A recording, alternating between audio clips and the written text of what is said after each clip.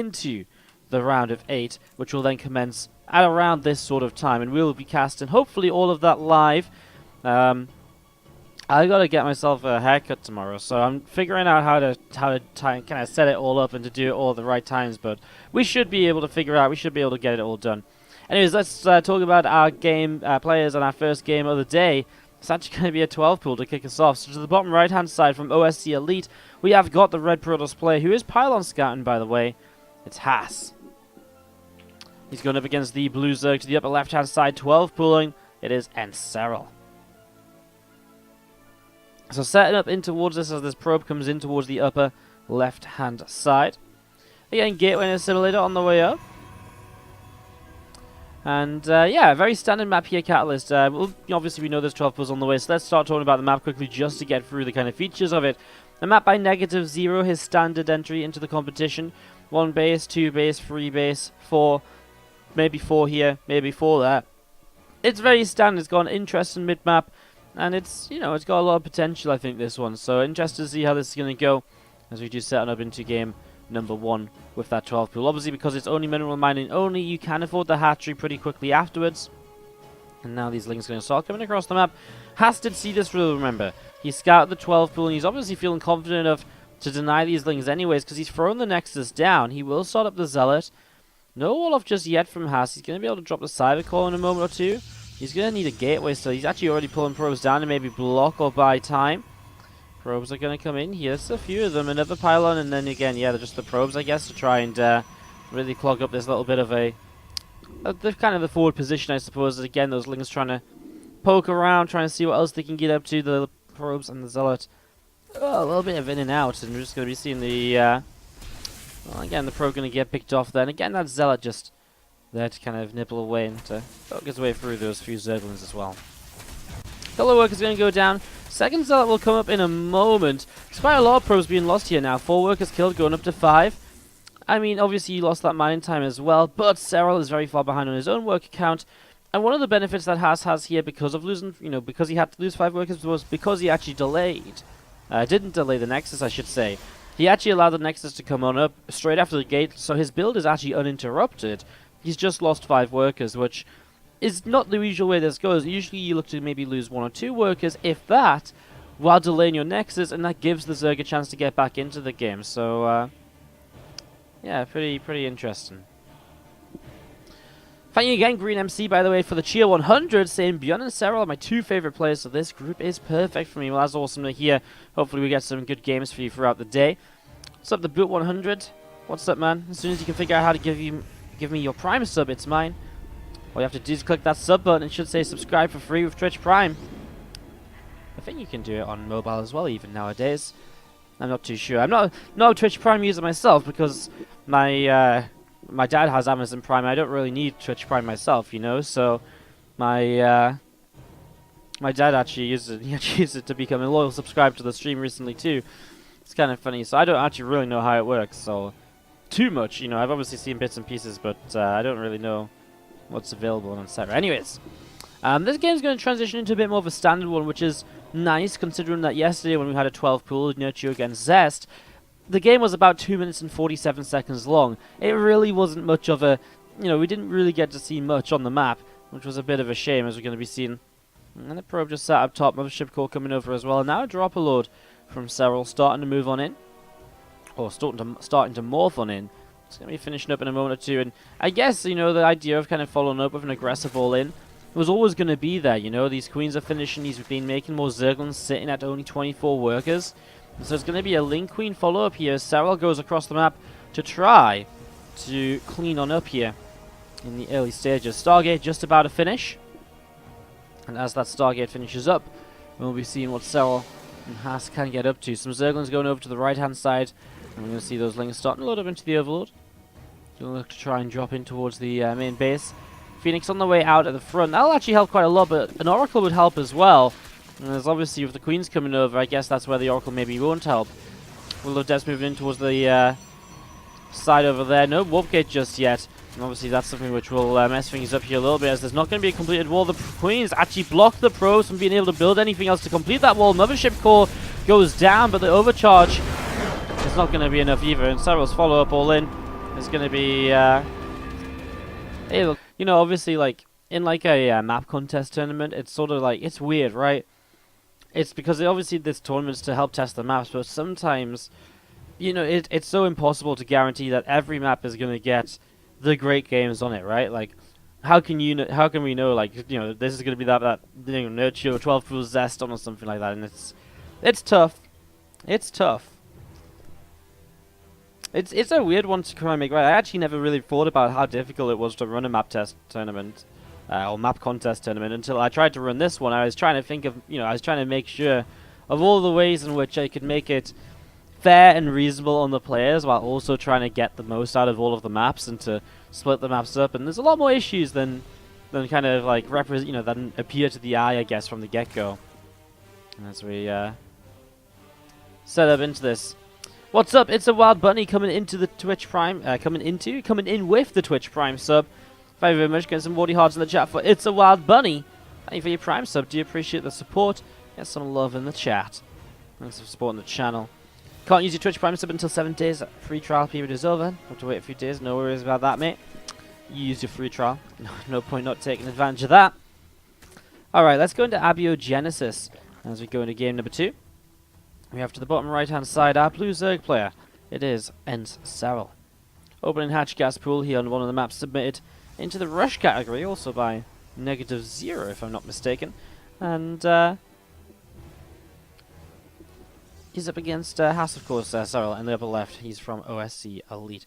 Let me just get the map contest page open again so I can just double check when I need to on certain maps and the names of the submitters and so on. And again, even after 3 days, I'm still a couple of the maps, I'm still second guessing myself as to who made which one. So, for some reason, I don't know, like, I feel as though I actually do know them all, but then I just sort of, yeah, I do know them all, but then I'm just doubting myself all the time. Anyways, let's see what's going to happen here. We're going to see expansions early from both. Again, this is a map submitted into the rush category. I mean, it's just kind of a short rush distance, really, is kind of the, you know, the rushy part about it. And obviously kind of maybe the difficulty towards holding a third base. There's a third base set in over here for Serral. And there's a third base up here potentially as well. That's one we saw being taken yesterday in one of the matchups. I can't remember which one. It looks as though Serral will just take the third base down in the kind of corner. So he's going to throw that down over here. And again, that's Stargate coming up from Haas now. So again, getting himself, like, oh my god, I've literally just said and so again like 3 times in the past 30 seconds or so. God damn it, Wardy. Find some variance in your vocabulary. Or variance? Some variety, I should say. Wow. Trying to make vocabulary that doesn't even exist now. Okay, Stargate on the way though, and so this game obviously has not under pressure early, and we're likely to see a bit of a longer game as we're going to see the Phoenix on the way out. So Phoenix coming on up here will be popping in just a few moments. This Pro Bowl's going to come forwards and get ready to throw down the Forge. And so we're just going to be seeing him stand up. Actually, a Phoenix first is so weird, rather than the Oracle. I mean, obviously he's going to come in and start chasing away these Overlords, but what exactly is his overall game plan with the Phoenix? You know, what does that transition into? You can definitely do these things where you can build up into,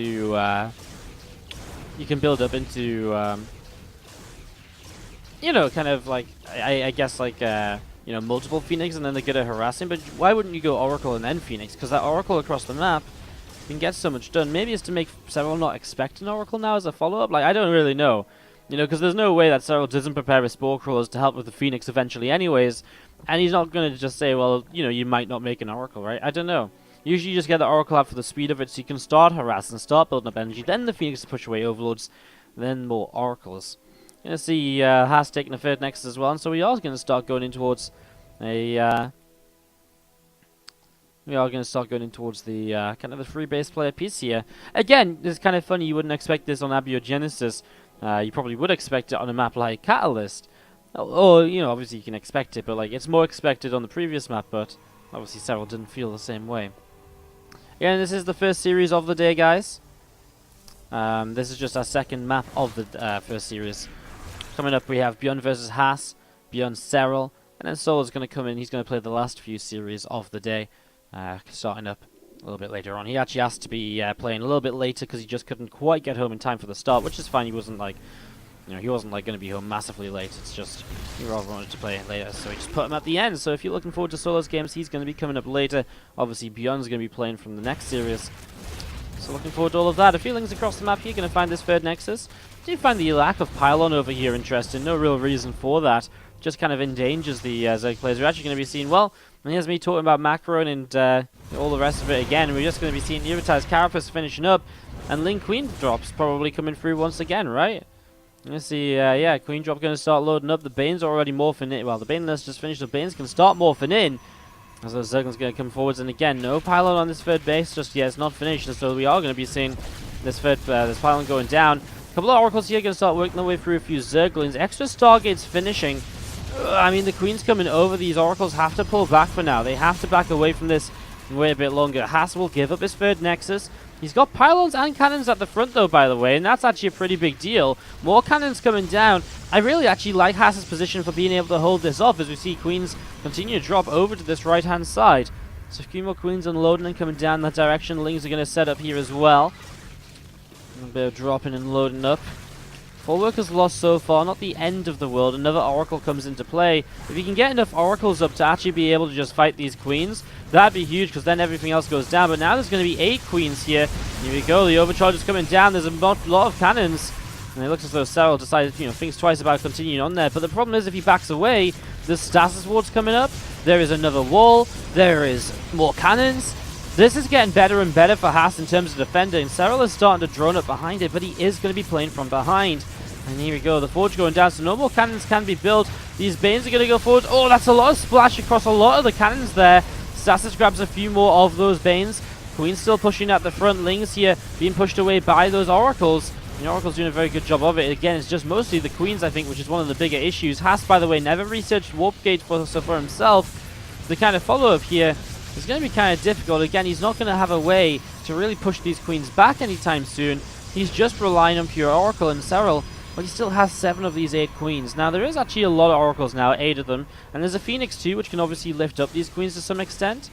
Where does Serral actually go? He's going to drop them down here, and he's going to be, Haas is going to have to start fighting this. He can force the lift up, he kills a couple, and it looks as though Haas is actually going to be able to push this all the way back. And this game is going to continue on a little bit then. Another Queen getting picked away at, as the Phoenix will help to chase away. So this is nice, he shuts this down. And again, Serral going into full-on drone mode now. The wall of pylons here by Haas. Just making sure he can help, block himself off at the front. Does not want to have an open entrance into his main base or his natural expansion. Again, extra gates on the way up, but you gotta remember he doesn't have warp gates. It's not like he can just suddenly warp in a couple of extra units. And that's just by choice as well. It's the way he likes to play.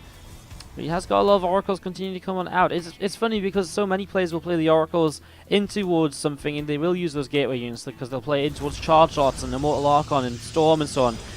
Haas just says no. I'm just going to play, play straight into Sky Toss every time. And Serral looking for the connection here in the main, but Haas with a good response, honestly, pulling away in plenty of time, and if Phoenix can start poking his way through that Overlord. Oh no, Haas, no! Oh my god. This was going so fine, and he just didn't pull away from his natural after he knew that Overlord was moving over there. I didn't even have words for when those workers went down. 28 probes. The first Baneland hit so many, I was like, oh god. And the second worker killed Baneland killed 16. I was like, well, that sucks. And then 12 more went down. And that was not really the way Haas was meant to defend that at all. He's going to come across the map, though, and he's actually going to find a lot of Queens with high energy, and he's going to get rid of a lot of those right away. In fact, these Queens are dropping very quickly to these Oracles, to the point where the Spores are going to go down too, and there's a lot of Oracles left over, so Haas is going to get counter damage done here. Haas is going to start finding himself the damage he needs to start getting back into the game a little bit. Plenty of drones going down, and this is the sort of thing that will just allow him to keep on playing the game out despite his lack of economy from those drops. 10 workers killed. I mean, it's not everything, but it is something which will add up. And again, coming over here, there's a few more drones that are definitely exposed. Starting to run out of energy on those Oracles, though, and we'll have to back away until a bit more builds up. Still 3 Oracles building at a time, making 3 probes at a time with this third base set up as well. And obviously continue to get ready to roll into the next stages of this game. The counterattack here by... I mean, put it this way. He just did this... Imagine he did this damage without having taken 30 workers of losses just beforehand. He would be leading this game so heavily right now. Haas would be in such a great position. The only thing that's really slowing him down was the fact he really messed up against that drop there in the end. And I guess going to be seeing the Oracles continue to fly and look for openings and opportunities coming down to the south side. Looking to see what else is going to happen. Hydra's going to be under fire here. Haas is just going to GG. Obviously doesn't feel as though he can stay in this game. So is the oddest of that track. Alright guys, welcome back. Let's jump on into game 3 of this free game series. Again, every map gets played in these series no matter the scorelines, because it's about testing the maps. It's about seeing how they play. So let's go into Tropicana to see how one of our maps from the macro category by Serral is going to be playing on out. To the bottom left hand side, our Blue Protoss player from OSC Elite, it is Haas. And to the bottom right hand side, our Red Zerg player, it is going to be from ENCE, it is Serral.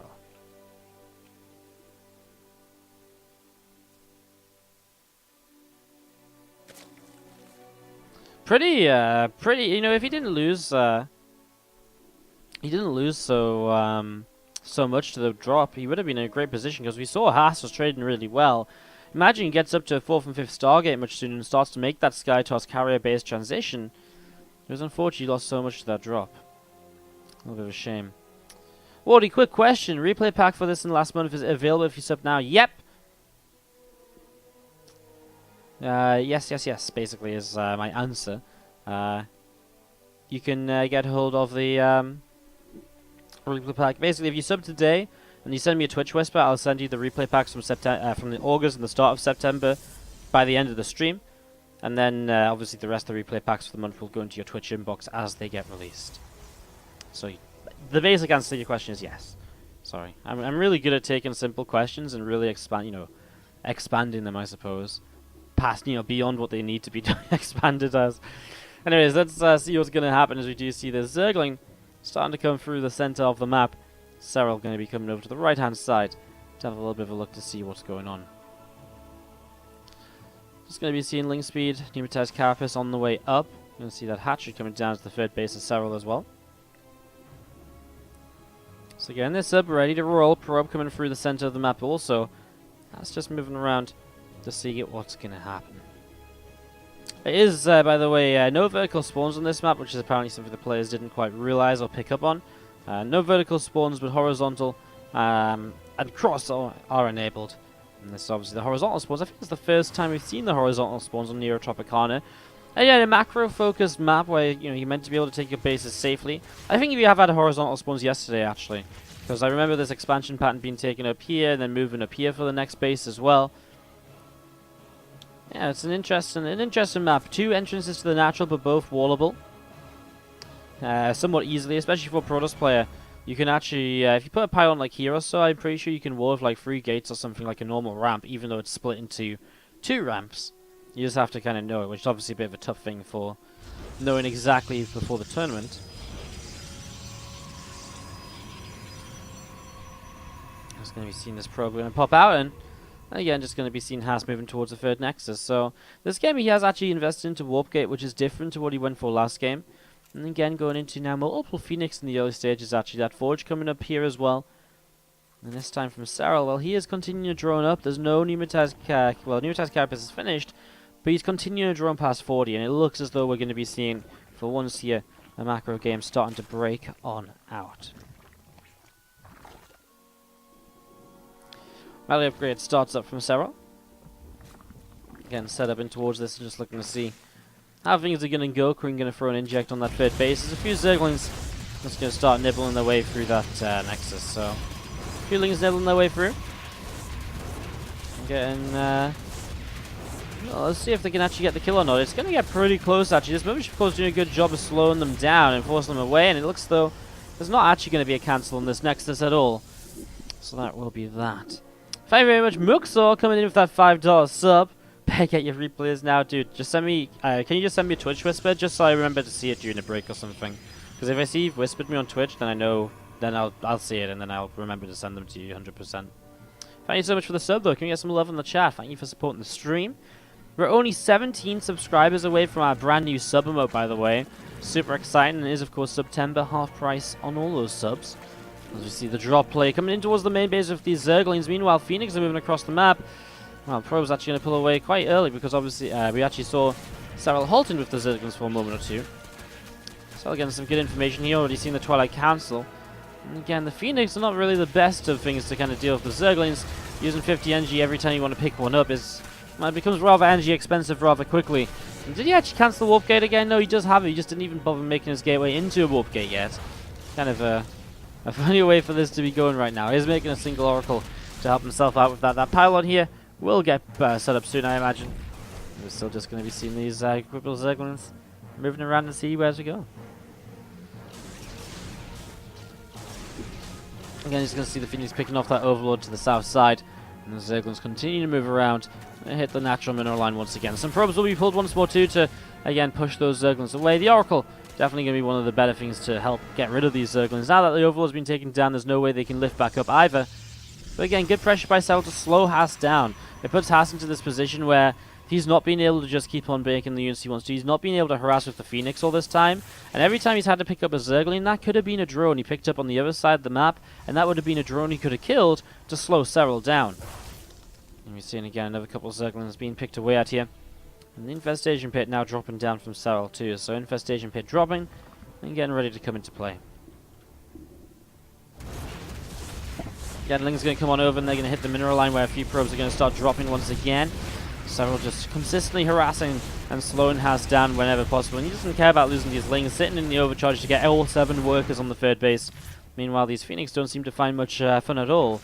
Over on the right-hand side, one Phoenix going down, doesn't find a single drone. As Haas is actually going to take an expansion to the top right side of the map, which is obviously very interesting because you might be able to tell there's kind of like a hatchery here. You know, there's kind of like a hatchery here, and Haas is expanding there. It's becoming a little interesting. Haas is well known for taking kind of hidden bases, etc., but kind of strange that he will do it literally just above his opponent's 4th base. I guess we'll see how this turns out and if he gets anything out of that base. Hydra's on the way up, by the way, so Serral setting up in towards the stage of the game where he's going to have an army to push forwards with. He's going to be setting into that in the next few moments. Again, these Phoenix gathering together and looking around to see where they can go. Just coming in from the left and from the right. And again, some Phoenix just being nibbled away at there initially. Another Overlord taking some shots, nearly going down. Phoenix a little bit trapped though. He comes in, he starts to fight these Hydras, gets 1 or 2, but costs him a couple of Phoenix. He's going to turn around again right now and go for some more Hydra kills. He's really running low on the Phoenix count though, but he's actually going to get every single one of these Hydras, I guess. I mean, he was kind of expensive though, right? I mean, it cost him a bunch of Phoenix. And now what's he going to defend with when it comes to this army coming across the map? There's a massive Hydras from Serral coming over, and I think this is just what happens basically when he gets slowed down so heavily. GG, and Serral is going to take a 3-0 over Haas